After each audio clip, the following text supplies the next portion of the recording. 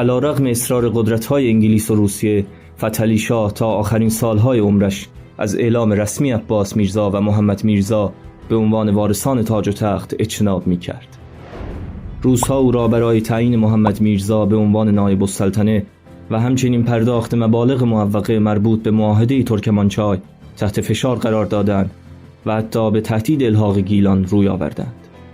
شاه برای کاهش تنش بین مدعیان سلطنت محمد میرزا را در سال 1834 میلادی به عنوان نایب السلطنه تایید کرد و بدین وسیله آرزوی مشترک روس و انگلیس برآورده شد. محمد میرزا فرمانداری پدرش عباس میرزا در آذربایجان و خراسان و فرماندهی سپاهیانش را به ارث برد.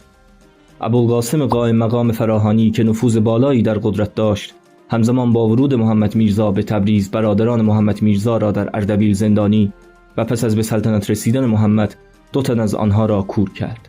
موقعیت محمد میرزا در تبریز بسیار حساس بود. خزانه خالی و حقوق ارتش 4 سال به تأخیر افتاده بود و بیشتر تسلیحات قابل استفاده نبود. نابسامانی‌ها در همه جا و به ویژه در جنوب فتحعلی شاه را مجبور به انجام آخرین لشکرکشی کرد، اما مرگ او به طور ناگهانی و بدون علائم بیماری در اصفهان در سال 1834 به اختلافات و دسیسه‌های جانشینی نیز دامن زد. چون روس‌ها عمیقاً طرفدار پادشاهی محمد میرزا بودند، کنت سیمونیچ وزیر مختار روس راهی تبریز شد تا در گذشت فتحعلی شاه را تسلیت و پادشاهی محمد میرزا را تبریک بگوید. وزیر مختار انگلیس جان کمپل نیز با چند تن از افسران انگلیسی به ملاقات شاه رفت و همچنین 30,000 پوند معادل 100,000 تومان به شاه جدید هدیه کرد.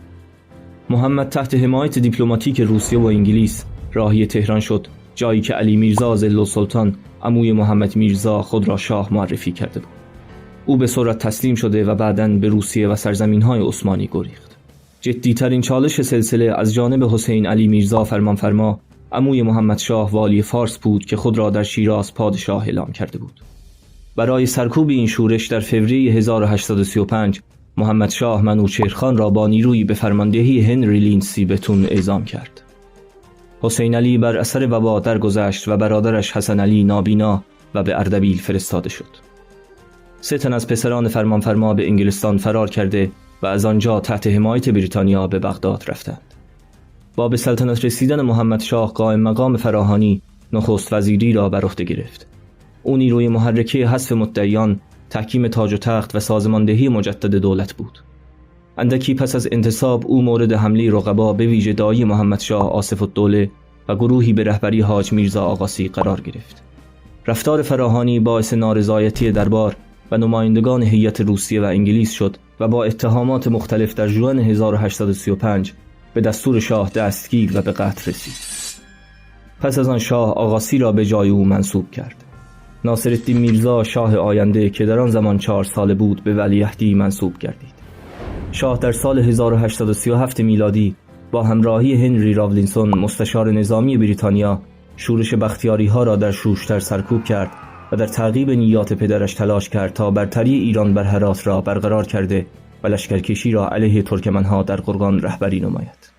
هرات به عنوان دولت حائل بین رقابت انگلیس و روسیه بر سر ایران و افغانستان در نظر گرفته میشد.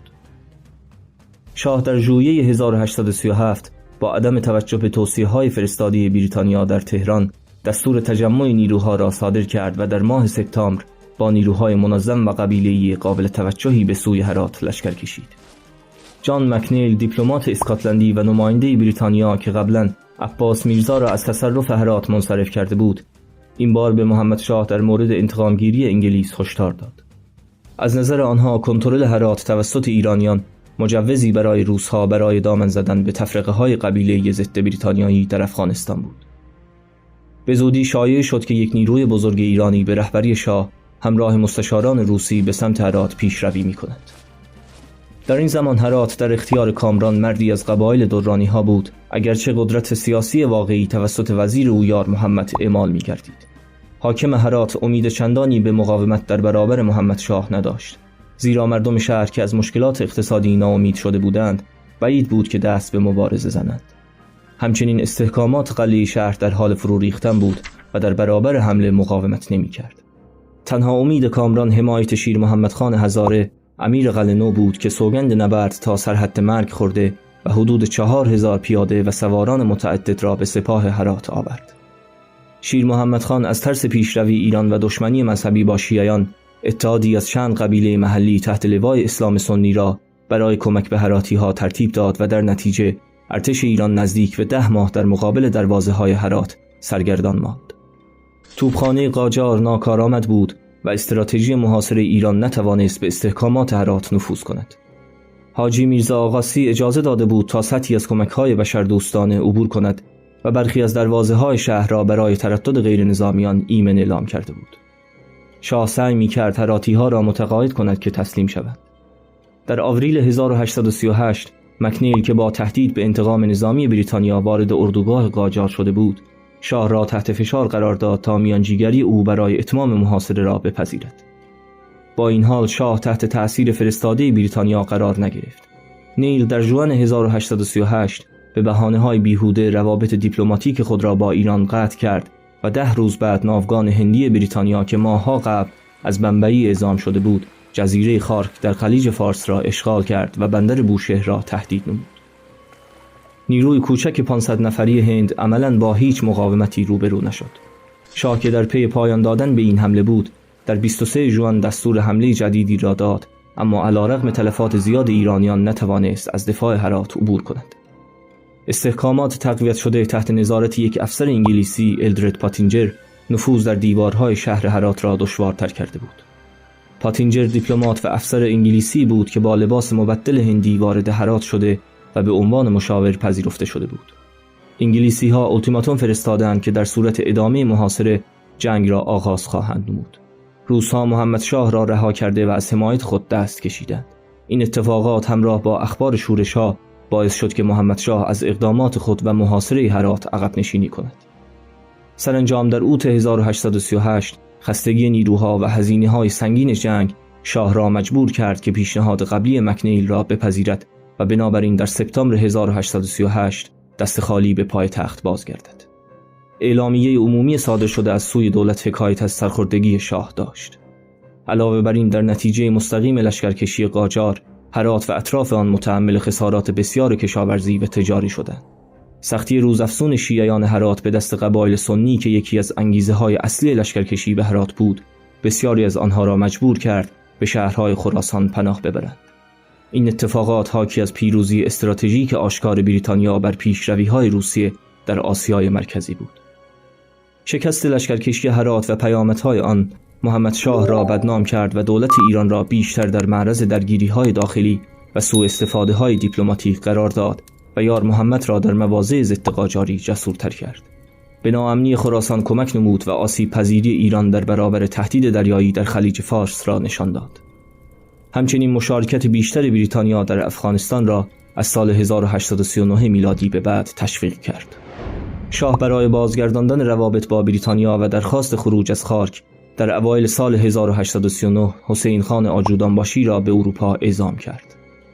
پس از تأخیر بسیار و رفتار تحقیرآمیز، او به توافقی دست یافت که بر اساس آن دولت ایران موظف بود نه تنها از اتهامات وارده به مکنیل عذرخواهی کند، بلکه افسران و مقامات خود را به خاطر اعمالشان مجازات کند. حسین خان آجودانباشی در پاریس افسران فرانسوی را استخدام نمود، اما با بیکار ماندن اکثر آنها پس از کمتر از 4 سال به فرانسه بازگشتند. سایر تلاش‌ها برای بازسازی ارتش نتایج ضعیفی به همراه داشت. مسئله هرات باقی ماند و به جنگی کوتاه اما تمام عیار در زمان ناصرالدین شاه انجامید. سید محمد باقر شفتی از برجسته‌ترین شخصیت‌های مذهبی و یکی از ثروتمندان آن زمان بود. محمد باقر شفتی طی چند سال کنترل جمعیت اراذل شهر را به دست گرفت و در سال 1838 میلادی علیه فرماندار اصفهان و در نتیجه محمد شاه قیام نمود. افراد شفتی که به قتل، سرقت و تجاوز معروف بودند، شهر را غارت نموده و غنایم را به مسجد جامع اصفهان بردند. ریشه های این شورش در نامه ای از مکنیل به شفتی بود که در آن به طور ضمنی علت جنگ در هرات را جنگ طلبی و جسارت شاه می‌دانست. محمد شاه برای پایان دادن به شورش آنها با 60,000 سرباز در مسیر بازگشت از هرات به اصفهان رفت. اقدام شاه علیه روحانیون کشور و اصفهان پایتخت مذهبی ایران بی سابقه بود.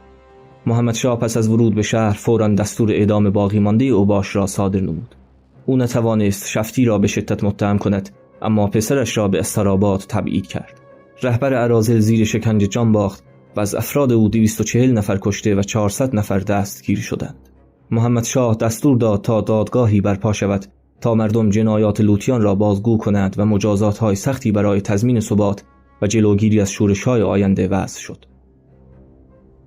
خصومت با عثمانی‌ها و تنش‌ها بر سر مرزهای دو امپراتوری با معاهده ارزروم در سال 1823 میلادی حل نشد و بعدها در زمان محمد شاه به حوادثی منجر شد که او را به آغاز جنگ سوق داد.